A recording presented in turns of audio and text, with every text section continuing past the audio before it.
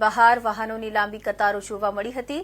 રાજ્યના કૃષિ મંત્રીએ ટેકાના ભાવે મગફળી ખરીદવાની જાહેરાત કરી છે। સરકારે જાહેરાત કરી છે કે જ્યાં સુધી ખેડૂતો પાસે મગફળી હશે ત્યાં સુધી તે ટેકાના ભાવે મગફળી ખરીદશે। ધોરાજીના ખેડૂતોએ આ જાહેરાતનું સ્વાગત કર્યું। રાઘવજી પટેલે લીધેલા નિર્ણયથી ખેડૂતોને ફાયદો થશે। ખેડૂતોને ખુલ્લા બજારમાં ઓછા ભાવે મગફળી વેચવી પડશે નહીં।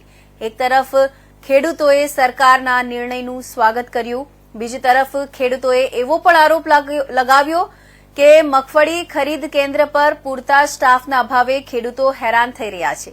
ખેડૂતોની માંગ છે કે સરકારે મગફળી ખરીદી કેન્દ્ર પર પૂરતો સ્ટાફ તૈનાત કરવો જોઈએ।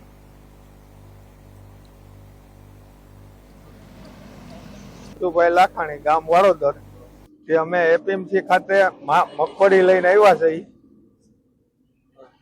પછી ત્યાં બબે દિવસ ત્યાં અમારો વારો નથી આવ્યો।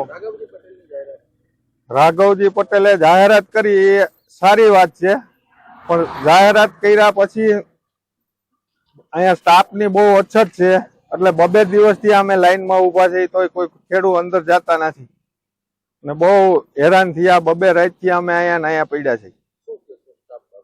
સ્ટાફની તાત્કાલિક વ્યવસ્થા કરે એવી અમારી માગણી છે। રાઘવજીભાઈ જાહેરાત કરી, કઈ રીતના જોઈ રહ્યા છો? આવકારો છો? રાઘવજીભાઈએ જાહેરાત કરી છે કે જેટલી ખેડૂતની મગફળી હશે એટલી બધી લઈ લેવું, એ અમને આવકારીએ છે, પણ સ્ટાફની અછત। વિજયભાઈ મોટી માર્ગ આવું છું મગફળી ભરી। ખરીદી બાબત માણસોના અભાવે બહુ કામ ચાલુ બહુ ન ચાલતું અને હેરાન થાય છે। અટાણે 200 ટ્રેક્ટર પડ્યા છે। રાઘવજીભાઈ જાહેરાત કરી, કઈ રીતના જોઈ રહ્યા છો? રાઘવજીભાઈ જાહેરાત કરી ખરીદી કરેલી છે, નોંધણી કરેલી છે મગફળીની, એટલી ખરીદી કરવામાં આવશે અને લઈ લેવાની છે। અમે ખુશ છીએ। તકલીફ શું છે? તકલીફના માણસોના અભાવે બહુ। હાલમાં જે કૃષિ મંત્રીએ જાહેરાત કરી છે કે જ્યાં સુધી ખેડૂતોના ઘરમાં મગફળી પડી છે ત્યાં સુધી સરકાર મગફળીની ખરીદી ચાલુ રાખશે, એ બાબતથી ખૂબ હું આવકારું છું। કારણ કે ખેડૂતોને ચિંતા હતી કે જો મગફળી 8 તારીખે બંધ થઈ જશે ખરીદવાનું તો આપણી મગફળી નાખવા ક્યાં જશું, સસ્તા મફતના ભાવે વેચવી પડશે, એ ચિંતા છે એ ખેડૂતોની દૂર થઈ છે।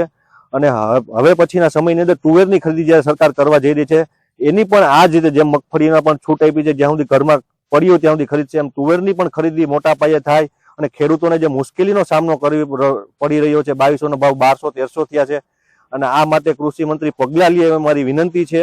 અને આ જે પગલું ઉઠાવ્યું છે અને હૃદયપૂર્વક અમે ખેડૂત વતી હું બધાથી આવકારું છું, કારણ કે સારામાં સારું પગલું છે। અત્યાર સુધીમાં ક્યારે આવું નથી બન્યું કે છેલ્લે સુધી ખરીદી કરવાની કોઈ કૃષિ મંત્રીએ જાહેરાત કરી હોય। રાઘવજીભાઈ પટેલ।